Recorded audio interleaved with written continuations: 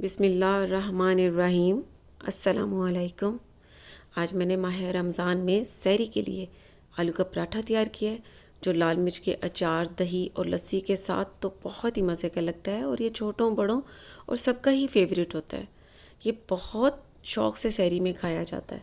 अगर आपको मेरी ये रेसिपी अच्छी लगती है तो मेरे चैनल को सब्सक्राइब करें, लाइक और शेयर करें। इसके अलावा मुझे कमेंट्स देना भी मत भूला करें कि आपसे ये रेसिपी कैसी बनी। अब सबसे पहले आलू के पराठे के लिए डो तैयार कर लेनी है और उसके लिए एक बाउल में 2 कप सफ़ेद आटा ले लेना है, मेजरमेंट कप से। अब इसमें 1 टीस्पून नमक डाल देना है, 1.5 टेबलस्पून देसी घी। आप इसकी जगह ऑयल भी डाल सकते हैं और अगर ना भी डालें तो कोई मसला नहीं। मैं अक्सर डालती हूँ पराठों के लिए जो डो तैयार करती हूँ। नमक और देसी घी को आटे में अच्छी तरह से मिक्स कर देना है। मिक्स करने के बाद अब इसमें थोड़ा थोड़ा सा पानी डालते जाना है और इसे गूंद लेना है। अब ये पराठे की डो है तो इसलिए इसे बहुत ज़्यादा नरम नहीं गूंदना, थोड़ा सा सख्त गूंदना है।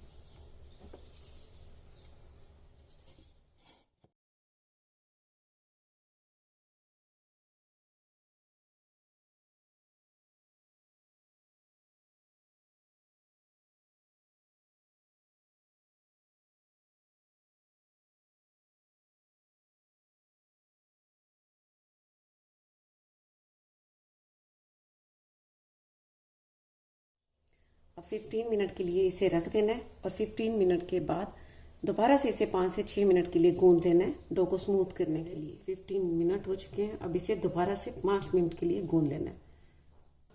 अब हाथ को ऑयल या पानी लगाकर इसे 5 मिनट के लिए गूंद लेना है।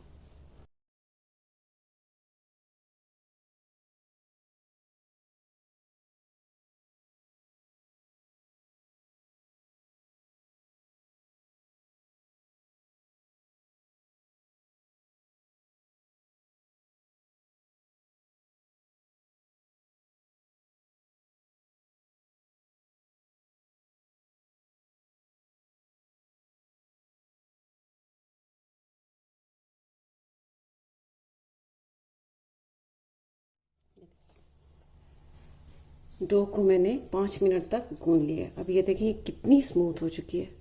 ये देखें बहुत स्मूथ हो चुकी है। अब एक अलग बाउल ले लेना है और उसे ऑयल से इस तरह ग्रीस कर लेना है और डो को इस तरह लगाकर और 30 मिनट के लिए इसे रख देना है।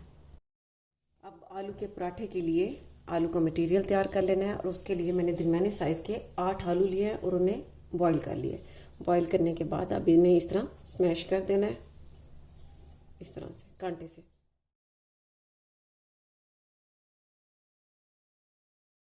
अब इसमें नमक डाल देना है 1.5 टीस्पून, कुटी लाल मिर्च 1 टेबलस्पून,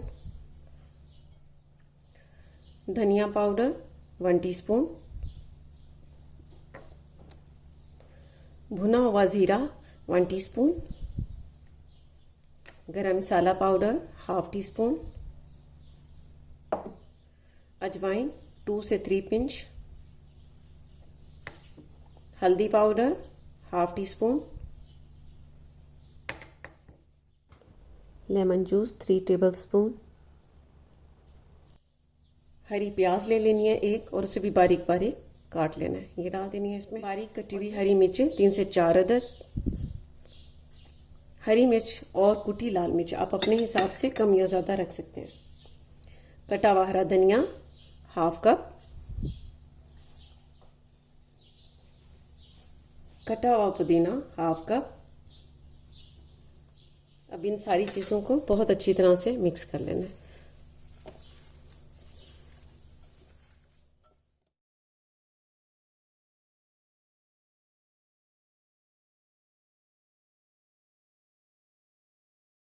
बहुत ही ज़बरदस्त पराठे की स्टफिंग के लिए आलू का मटेरियल तैयार हो चुका है। आपको बताती चलूँ कि आपने सहरी के लिए रात को ही ये मटेरियल तैयार करके रख देना है। सुबह सहरी में सिर्फ पराठों को बेलें और स्टफ़ करके तैयार कर लें तो ये बहुत आसान रहेगा। अब इसे साइड पर रख देना है। डो को रखे हुए 30 मिनट हो चुके हैं। अब सरफेस पे इस तरह आटा डाल देना है और डो को 4 हिस्सों में तकसीम कर देना है, यानी 4 पेड़े इसके तैयार कर लेने हैं।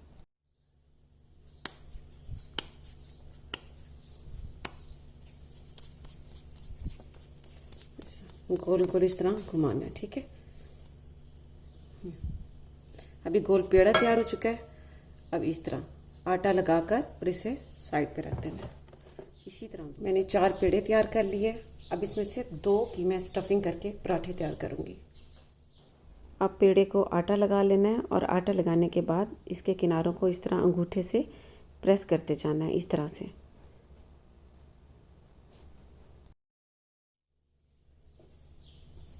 और अब इसे बेल लेना है।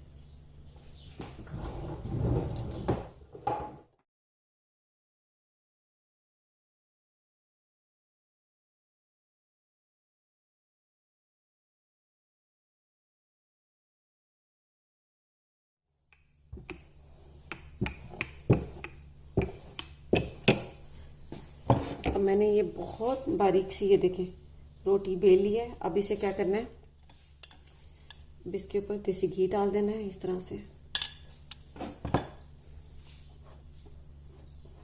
और फैला देना है इस तरह।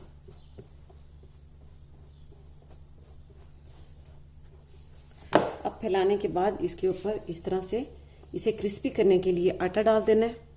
अब आटा डालने के बाद यहाँ से एक साइड से उठाना है और इसे ये इस तरह रख देना है। अब दूसरी साइड उठानी है, इसे भी ये इस तरह कर देना।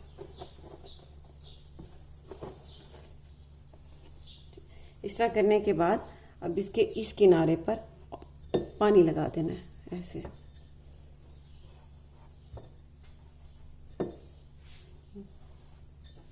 और इस साइड पर भी इस तरह पानी लगा देना है। अब जिस साइज का हमने पेड़ा लिया था उसी साइज का ये स्टफिंग के लिए आलू का मटेरियल ले लेना है, इस तरह। अब इसे हाथों से इस तरह फैला देना है। ये इस तरह चौकोर करके फैलाना है, क्योंकि पॉकेट की तरह ये पराठा तैयार होगा।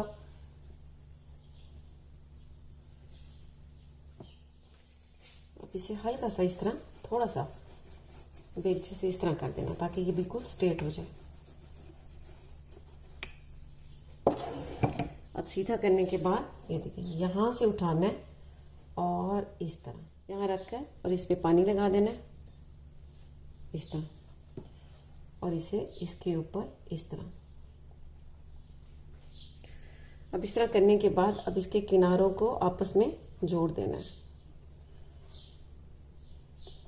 ये इस तरह से।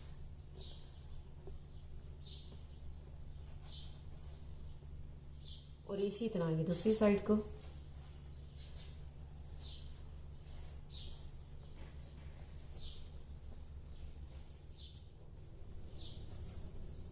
अभी बहुत ही खूबसूरत सी, ये देखिए, पॉकेट की तरह का पराठा तैयार हो गया।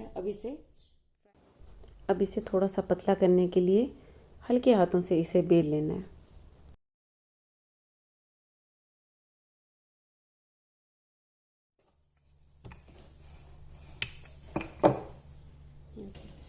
बहुत ही ज़बरदस्त चौकोर सा पराठा मैंने बेल लिया है। अब इसे तवा या फ्राई पैन में पका लेना है। फ्लेम पर मैंने पैन रखा है और इसमें इस तरह हल्का सा देसी घी डाल देना है। अब इस पर इस तरह से पराठा डाल देना है। अब पराठा की एक साइड को पकने देना है। जब पक जाएगी तो फिर ऊपर से देसी घी लगाकर इसकी साइड को पलट देना है। ऊपर इस तरह देसी घी डाल देना है। देखें, देसी घी या ऑयल आप अपने हिसाब से कम या ज्यादा रख सकते हैं।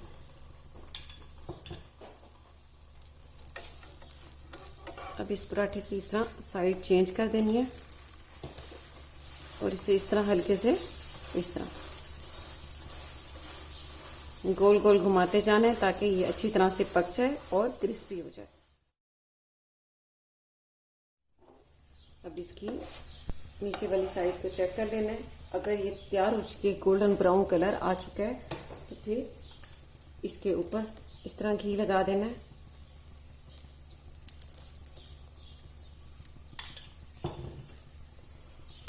और इसकी साइड को चेंज कर देना है। ये इस कलर प्यारी गोल्डन ब्राउन कलर और बहुत ही क्रिस्पी पराठा तैयार हुआ है। अब इसकी ये दूसरी साइड को भी इसी तरह घुमाते रहना है ताकि वो भी साइड गोल्डन ब्राउन और क्रिस्पी हो जाए। अब इसकी दूसरी साइड को भी चेक कर लेना है। देखो दूसरी साइड भी बहुत ज़बरदस्त तैयार हो चुकी है, गोल्डन ब्राउन कलर आ चुका है और ये बहुत ही क्रिस्पी सा आलू का पराठा तैयार हो चुका है। अब इसे निकाल,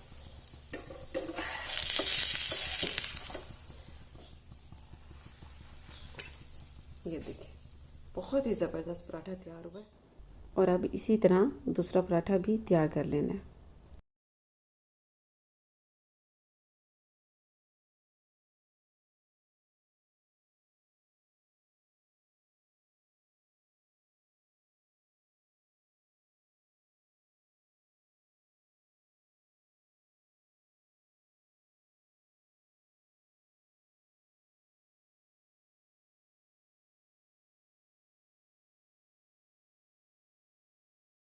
बहुत ही ज़बरदस्त आलू के पराठे तैयार हो चुके हैं। अब इसकी मैं आपको कटिंग करके दिखा देती हूँ।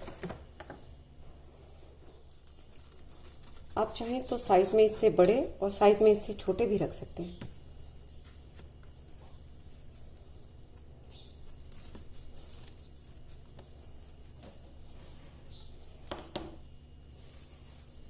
ये देखें बहुत ही मज़े का और बहुत ही टेस्टी।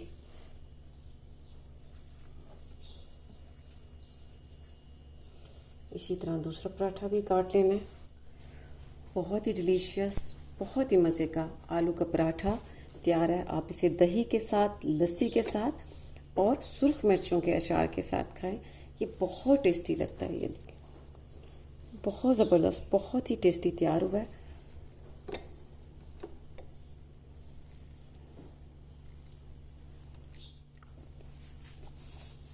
बहुत टेस्टी, बहुत डिलीशियस।